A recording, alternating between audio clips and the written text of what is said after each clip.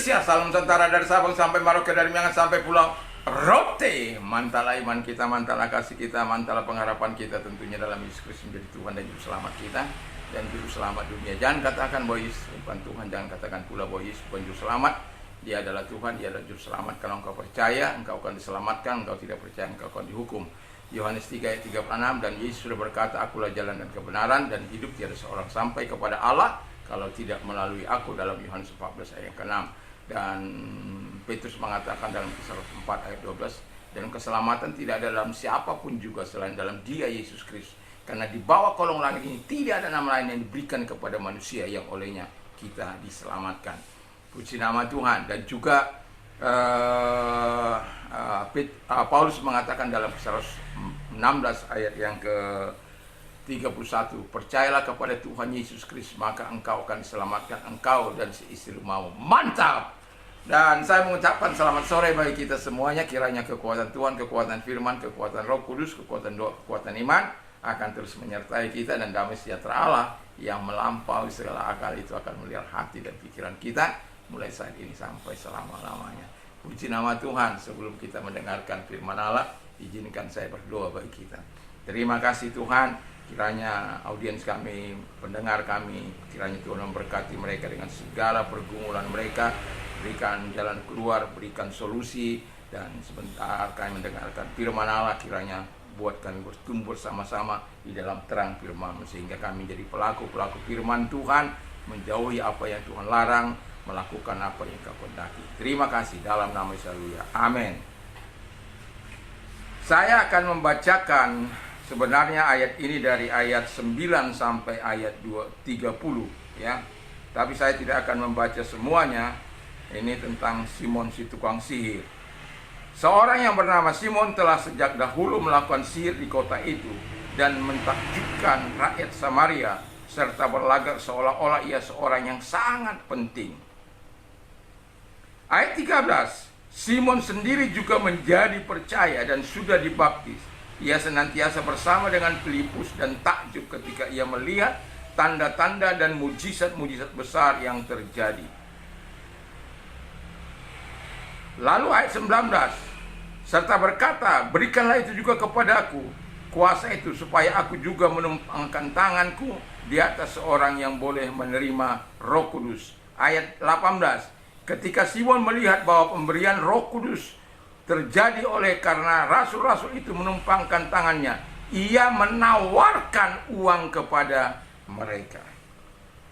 Haleluya. Dan satu ayat lagi,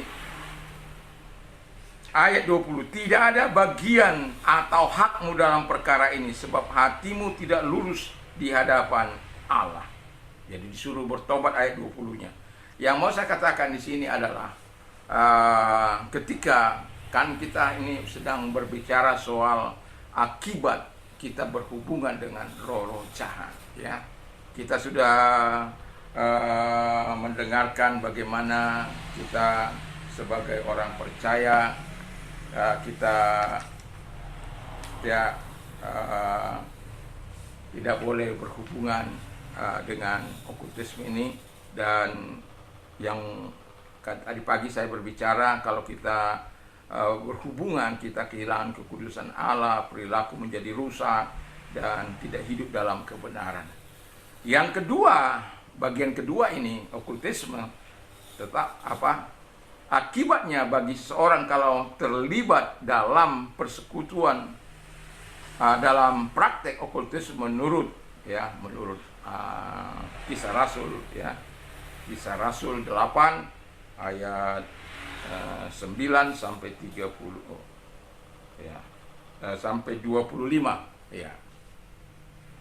Nah, dari pembacaan yang tadi saya bacakan, bahwa ternyata ketika orang yang memiliki hubungan okultisme memang tidak segampang saya 5 jam untuk melepaskan ilmu saya yang itu melalui pertarungan yang dasar. Di sini tidak diceritakan dengan jelas, tetapi Alkitab mengatakan bahwa dia juga percaya dan bahkan sudah dibaptis. Simon si tukang sihir ini.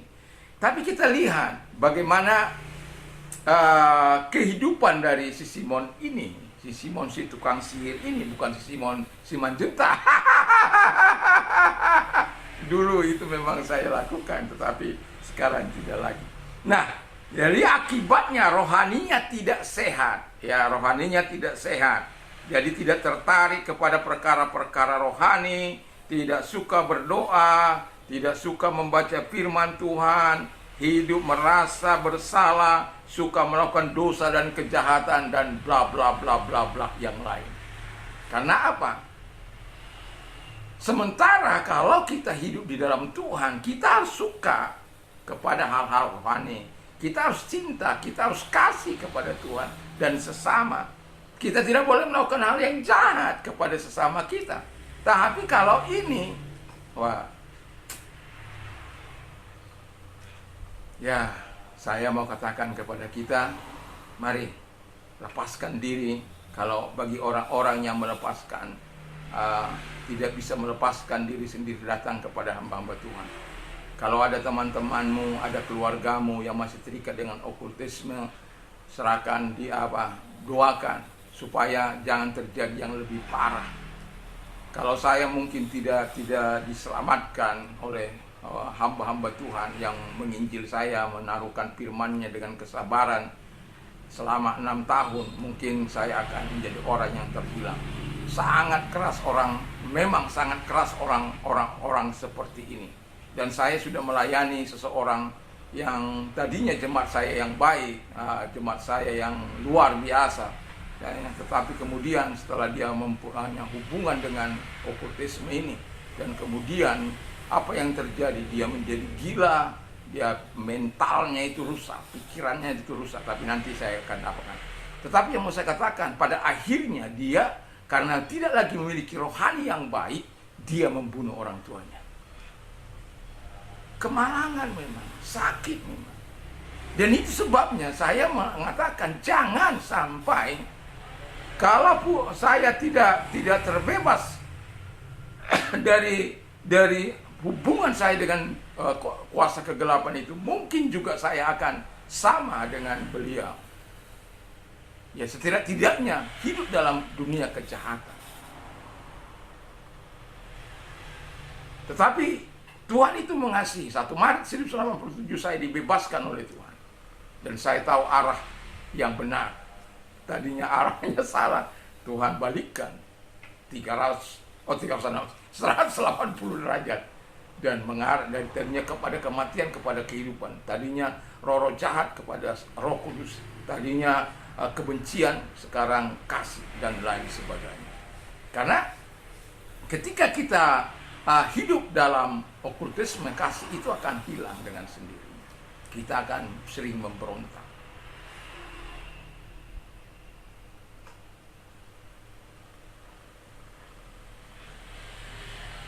Dan saya bukan orang tua saya udah hampir juga ketika saya punya hubungan dengan ini. Kalau orang tua saya tidak lari, mungkin saya sudah kampak itu orang tua saya. Untung saja orang tua saya lari. Kalau tidak, sudah saya kampak.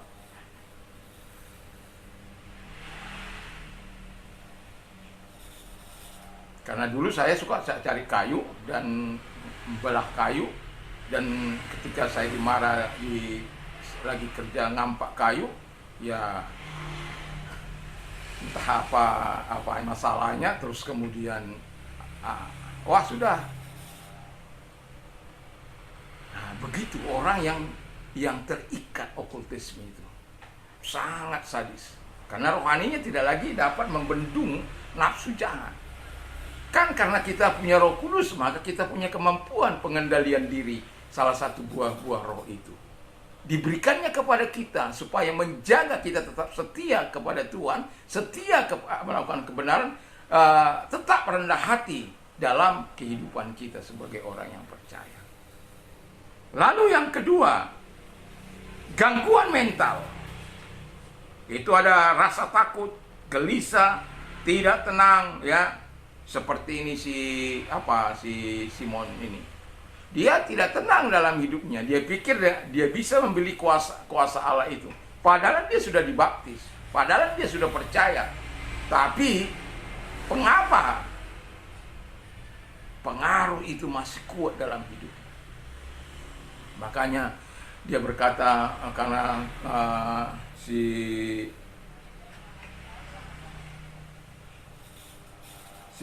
Petrus berkata, binasalah kamu dengan uangmu, dengan segala apa yang ada kamu punya. Tapi dia berkata, janganlah, doakanlah saya, ya. Untungnya dia bisa, ya. Tetapi yang mau saya katakan adalah bahwa gangguan mental itu bisa terjadi dalam kehidupan seseorang. Dan seperti teman saya ini, yang anggota saya, dan dia sangat pintar, smart dalam bahasa Inggris, dan dia lulus di perguruan tinggi tanpa testing, dan itu sangat pintar orangnya. Tetapi ketika dia berhubungan dengan okultisme, saya sudah larang dia untuk tidak, tapi dia tidak mau. Memang kalau orang sudah sampai di tahap kekerasan itu, wah susah. Saya bayangkan saya 6 tahun disirami dengan firman Allah. Ada orang-orang yang sabar, namanya sama-sama Joni, yang satu Joni Sinaga, yang satu Joni Longkutoy. Sama-sama sabar untuk menyiramkan firman Allah. Dan pada akhirnya jebol benteng yang saya buat itu, benteng setan itu. Dan ketika dia jebol, hanya ada tangisan dan pengakuan di hadapan Allah. Kita gelisah dibuatnya, kita takut, ya. Kita mengalami kemunduran mental, tidak lagi berpikir waras. Bahkan sampai teman saya yang saya bilang itu anggota saya, itu sampai jalan sana sini, sampai harus sering dia sudah ditaruh di rumah sakit jiwa, dia harus lari, harus ditangkap lagi karena seringkali membuat ulah. Dan yang terakhir, dia pada akhirnya dia membunuh orang tuanya. Malang, ya. Tapi begitulah, jangan sampai engkau terlibat dalam okultisme. Serahkan diri. Kalau engkau tidak mampu, datang kepada hamba-hamba Tuhan, datang kepada orang-orang yang rohani, yang sungguh-sungguh hidup bersama dengan Tuhan. Kau dapat dibebaskan karena Tuhan sangat mengasihi engkau. Tuhan kan sudah mengatakan dalam Matius 10 itu, Tuhan berikan kuasanya bagi gereja Tuhan untuk mengusir setan-setan, melenyapkan sakit, penyakit, dan segala kelemahan. Dan yang ketiga adalah sakit secara fisik, ya. Jadi kalau kita mempunyai hubungan, saya ingat di kampung saya itu ada seseorang yang punya kekayaan yang begitu, ya, untuk orang kampung ya cukuplah, dia cukup berlebih dari orang-orang lain. Tapi anak-anaknya semua ya mengalami yang namanya sakit, ya. Sakitnya hampir sama. Yang mau saya katakan, kalau engkau berhubungan dengan setan bukan tanpa akibat. Ketika engkau berhubungan dengan setan, dengan roh nenek moyang atau roh-roh orang mati, maka dia akan menuntut sesuatu kepadamu. Mungkin itu nyawamu sendiri, atau mungkin keluargamu, atau sakit anak-anakmu, dan lain sebagainya. Dan tidak ada yang gratis. Tidak ada yang gratis dari setan. Yang dari Tuhan yang gratis, cuma-cuma. Tapi ada banyak manusia tidak mau datang kepada Tuhan. Cuma-cuma keselamatan, cuma-cuma surga itu, cuma-cuma kebenaran Tuhan, cuma-cuma kasih karunia, cuma-cuma pengampunan, cuma-cuma dosa yang diampuni. Wah, luar biasa. Dan jangan mau ditipu. Jangan mau bersahabat dengan roh-roh jahat itu, yang hanya membuat hidupmu berlawanan dengan Allah. Kenajisan bagi Tuhan. Jangan. Kalau engkau tidak dapat menolong dirimu, datang kepada. Kalau engkau dekat di sekitar saya, datang ke Jalan Yosudarsus 139. Saya garansikan Anda akan dibebaskan oleh Tuhan. Bukan saya yang bebaskan, Tuhan yang saya sembah itu. Tapi kalau engkau jauh, datang kepada hamba-hamba Tuhan. Karena gereja sudah diberikan mandat untuk mengusir itu. Dan saya bukan 1-2 orang yang saya usir. Yang ketika mereka terlibat dan saya membongkar segala perilaku-perilaku, perbuatan-perbuatan setan itu yang merusak kehidupan mental, fisik, jiwa, pikiran, semua kita diputuskannya dengan Tuhan, supaya kita tidak cinta Tuhan, supaya kita tidak menyukai Tuhan, dan pada akhirnya kita akan mengikut Dia di neraka kalau kita mati dalam hubungan yang akrab dengan setan. Itulah sebabnya kenapa saya harus membahas ini berulang-ulang, karena dampaknya itu bukan 1-2. Dan saya ingin menyatakan itu supaya kita lebih waspada, lebih hati-hati untuk menanggulangi kehidupan ini. Kalau kita pun punya masalah, jangan datang ke paranormal, jangan datang ke dukun-dukun, jangan datang ke orang-orang pintar. Datang berdoa di bawah kaki Tuhan, datang menyerahkan diri ke bawah kaki Tuhan. Yakin dan percayalah, Tuhan tidak akan pernah meninggalkan engkau seorang diri. Dia kan sudah menyatakan, aku menyertai engkau sampai pada kesudahan zaman. Dia kan sudah mengatakan, aku adalah Allah yang maha tahu. Dia tahu segala persoalanmu. Dia kan juga omnipotent, Allah yang maha kuasa. Dia berkuasa untuk melepaskan engkau dan memberikan engkau sesuatu agar engkau tetap melekat kuat bersama dengan Tuhan. Itulah harapan saya dalam menyampaikan firman Allah ini, supaya kita tidak memiliki hubungan kepada roh-roh jahat atau setan iblis, supaya kita terbebas dari segala hal-hal yang membuat kita menderita sendiri, susah sendiri, dan setan tertawa karena ada sahabatnya akan masuk ke dalam neraka. Tetapi saya tidak ingin Anda masuk neraka, karena saya tahu bahwa neraka itu bukan diberikan kepada manusia. Neraka itu hanya diciptakan kepada manusia. Hanya Allah-Allah yang lain yang menciptakan neraka sama kepada manusia. Tapi Allah kita dalam Kristus Yesus tidak pernah menciptakan neraka itu bagi saya dan saudara.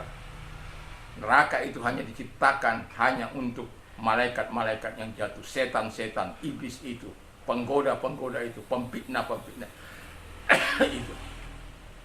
Dia tidak pernah merencanakan untuk manusia. Tetapi karena engkau tidak mau taat kepada Tuhan, nggak tahu taatnya kepada si setan iblis itu, maka ya mau tidak mau kamu mengikuti dia, ya masuklah bersama dengan dia.